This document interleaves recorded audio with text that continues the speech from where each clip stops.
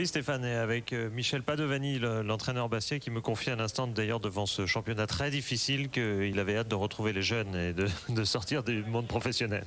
Ouais, ça sera pour l'année prochaine. Là maintenant il nous reste un match à Strasbourg. On va le préparer du mieux possible pour essayer de se sauver, quoi.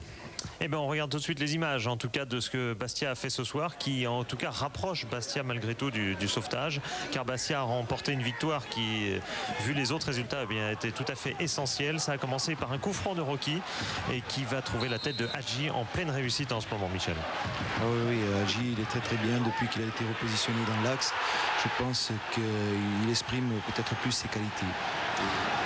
Je pense qu'il marquera d'autres buts à ce poste. Enfin, en tout cas, à ce moment-là, ça faisait 3 en 3 matchs. Il en marquera même un 4e en 3 matchs. Toujours dans cette rencontre où il a réalisé un doublé. En tout cas, pour l'instant, on voit cette tête rageuse devant Hilton qui permet à Bastia d'ouvrir le score, de mener 1-0, de rentrer tranquillement dans la partie. Et puis, une mauvaise surprise pour Bastia avec ce centre d'Outaka et l'homme d'expérience, capitaine ce soir, puisque Pento était absent et que c'est Leka qui gardait les buts. Eh bien, Carambeu a commis une main. Il était battu sur ce centre. Il commet une main et c'est le pénalty indiscutable au bénéfice de Cousin.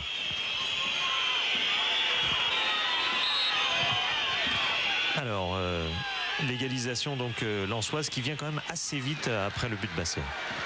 Oui, c'était un coup dur de plus. Je pense qu'à ce moment-là, on maîtrisait très très bien le match. Et après, le manque de rigueur fait qu'un ballon qu'à un moment donné, on essaie de jouer. C'est peut-être aussi ma faute parce que j'avais demandé à l'équipe de beaucoup jouer ce soir.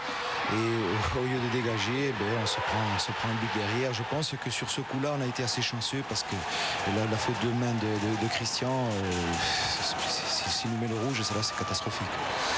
Et là, limite du hors-jeu, mais il n'est pas hors-jeu après vérification. Eh bien, Hadji qui marque un second but personnel. On l'annonçait tout à l'heure, son doublé. Il a un petit peu de réussite parce que Hilton est tout près de le rattraper.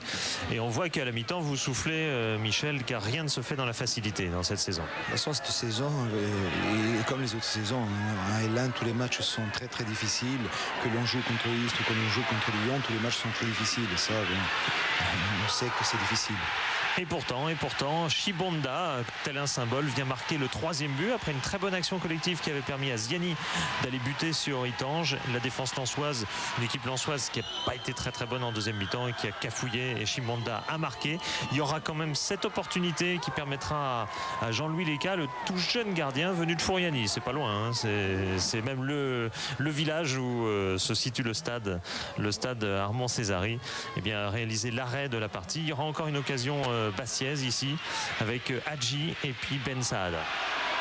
Oui, des occasions, on s'en est créé pas mal ce soir. Moi, je suis content d'avoir lancé Jean-Louis Lègue parce que c'est un jeune Corse. On me reproche souvent de ne pas en lancer beaucoup. Et ce soir, ça s'est très bien passé pour lui, ça s'est très bien passé pour l'équipe.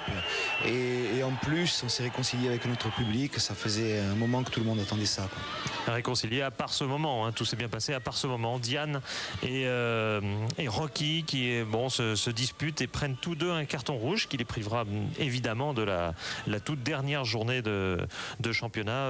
Michel, c'est le plus gros regret que vous avez de cette soirée ou ce sont les autres résultats qui vous peinent un peu? Mais ça, c'est le premier plus gros regret que j'ai, parce que pour moi il n'y avait jamais expulsion et ça s'est passé devant nous. Donc ça va nous pénaliser à Strasbourg. Ensuite, les résultats des autres équipes, on est habitué maintenant et il y a des résultats qui sont très très surprenants. Je vais pas commencer à critiquer certaines équipes. C'est vraiment très très surprenant. Nous, on sait qu'on peut compter que sur nous-mêmes. On l'a encore vu ce soir. L'arbitrage, je trouve qu'il n'a pas été très très correct envers nous. En tout cas, une chose est certaine, on n'est pas encore mort. On n'est pas encore mort, loin de là. Avec ce que j'ai vu ce soir, avec l'état d'esprit affiché par les joueurs, je pense qu'on va aller jouer crânement notre chance à Strasbourg. Et puis après, on fera les comptes. On a 41 points ce soir, 2 de plus que l'année dernière, et on est toujours relégable.